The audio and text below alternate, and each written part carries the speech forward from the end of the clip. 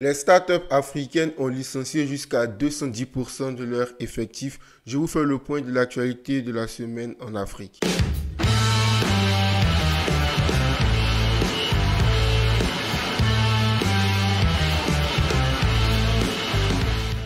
Selon un rapport de Tech Cabal Insight, les startups africaines ont licencié jusqu'à 738 de leurs travailleurs au troisième trimestre de 2023, ce qui représente à peu près une hausse de 210% par rapport au trimestre précédent. Parmi cette vague de licenciements, la startup kényane Twiga Food a licencié un peu plus de 283 de ses travailleurs en août 2023. L'augmentation des licenciements des startups africaines est due à 4 grandes raisons. Le refroidissement du marché capital risque international, en d'autres termes, les venture capital, la baisse de la valorisation des startups africaines, la persistance de l'inflation et surtout la hausse des prix de fonctionnement.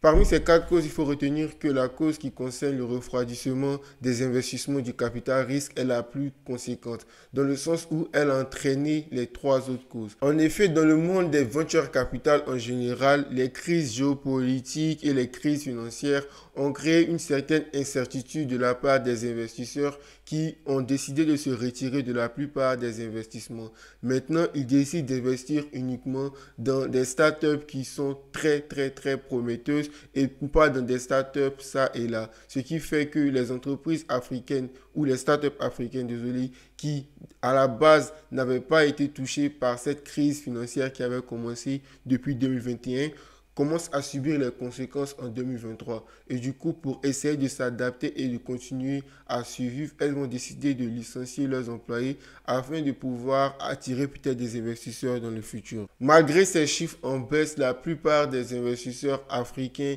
et des startups semblent optimistes quant à l'évolution de la situation de manière positive dans les prochains mois. Et moi, je vais vous tenir informé de comment la situation évolue. Clap de fin pour les élections présidentielles au Libéria. Le président sortant George Weah a perdu les élections face à son challenger numéro 1, Joseph Boakai. Après le dépouillement d'un peu plus de 99% des votes, le président sortant a obtenu 49,11% des voix contre 50,89% pour son main challenger, Joseph Boakai. Comme vous pouvez le voir, les résultats sont assez serrés et c'est à l'image de ce que j'avais déjà annoncé dans les vidéos précédentes. Le président sortant avait un bilan mitigé où une partie de la population le supportait contre l'autre partie qui était déçue des promesses qu'il n'avait pas tenues. Son main challenger, Joseph Boakai, qui était l'ancien vice-président sous Ellen Johnson Sirleaf et qui avait perdu face à George Weah en 2017, tient sa revanche et va être élu président à 78 ans. Hier, le président sortant George Weah a concédé sa défaite et a tenu à féliciter Joseph Boakai pour son élection. Les partisans de Joseph Boakai, eux, ont célébré la victoire dans les rues de Monrovia toute la soirée du vendredi. Il est important de mentionner que Joseph Boakai doit son élection aux alliances habiles qu'il a tissées avec pas mal de poids lourds de l'opposition qui avaient perdu au premier tour. Tout est bien qui finit bien parce que les élections se sont déroulées dans le calme et sans véritable accroc et le président sortant a concédé sa défaite dans le plus grand respect des règles démocratiques. En Côte d'Ivoire, c'est l'entreprise de VTC Yango qui a été sanctionnée par l'ARTCI, l'Agence de régulation des télécommunications de Côte d'Ivoire, pour avoir utilisé sans leur consentement les données de plusieurs clients. Tout a commencé en juin dernier lorsque la RTCI a reçu plusieurs plaintes de la part des utilisateurs de Yango qui se plaignaient que leurs conversations avaient été enregistrées sans leurs autorisations. La RTCI a alors décidé de mener des investigations et des enquêtes et a conclu sur ces enquêtes en août 2023. La RTCI a prouvé que l'entreprise Yango n'a pas vraiment utilisé les conversations pour la sécurité de ses chauffeurs, mais à d'autres fins qu'elle n'a pas dévoilées. Dans ce contexte, elle a demandé à l'entreprise Yango de supprimer toutes les conversations et les données privées de ses utilisateurs qu'elle a enregistrées sans son consentement et la prochaine fois de prévenir les utilisateurs. La RTCI a demandé aux utilisateurs de la plateforme Yango d'être vigilants et de prévenir au cas où les mesures qu'elle a prises contre Yango ne sont pas respectées. Au-delà de l'entreprise Yango, c'est un message fort que la RTCI fait passer à toutes les entreprises entreprises exerçant en Côte d'Ivoire. Les données personnelles des populations sont très importantes parce qu'elles sont utilisées soit à des fins publicitaires, soit à d'autres fins que je ne vais pas énumérer ici.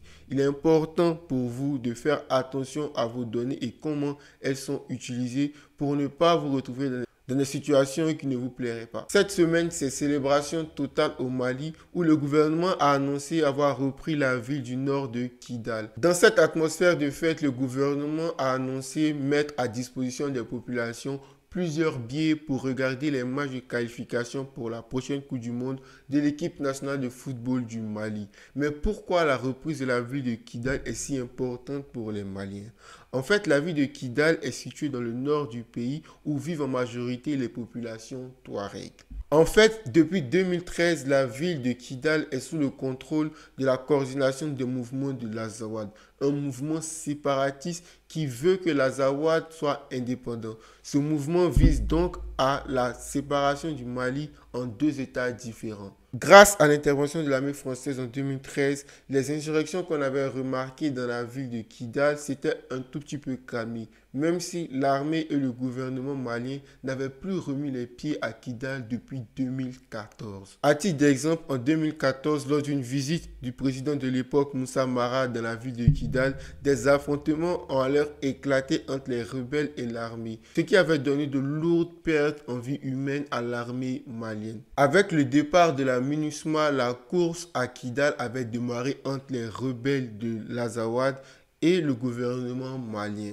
Donc, vous l'aurez compris, en plus de l'enjeu stratégique, il en valait de l'honneur du gouvernement malien de reprendre la ville de Kidal. C'est pourquoi lorsque le gouvernement l'a repris cette semaine, les célébrations ont commencé autour de cette ville qui a été reprise. Au Sénégal, l'opposant Ousmane Sonko se retrouve dans la tourmente parce que ses chances de se présenter à l'élection présidentielle de février 2024 commencent de plus en plus à s'amoindrir. Cette semaine, la Cour suprême a cassé ou en d'autres termes invalidé le jugement du tribunal de Ziguinchor qu'il avait autorisé le mois dernier à se présenter aux élections. Grâce à cette décision, la Cour suprême vient d'empêcher Ousmane Sonko de se présenter à l'élection de février 2024. Une décision qui ne fait pas l'unanimité au sein de la population, comme vous vous en doutez. Une tranche de la population estime qu'il est légitime, l'autre estime qu'il ne doit pas se présenter aux élections à cause des accusations qui sont contre lui. Dans tous les cas, cette décision amoindrit les chances de candidature d'Ousmane Sonko parce que les candidats ou les potentiels candidats doivent obtenir leur parrainage entre le 11 et le 26 décembre 2023 pour pouvoir être candidat aux élections de 2024. Le délai est très court alors que la date du prochain recours n'a pas encore été fixée. Merci d'avoir suivi ce point de l'actualité africaine. N'hésitez pas à partager et à vous abonner pour ne rien rater de l'actualité du continent.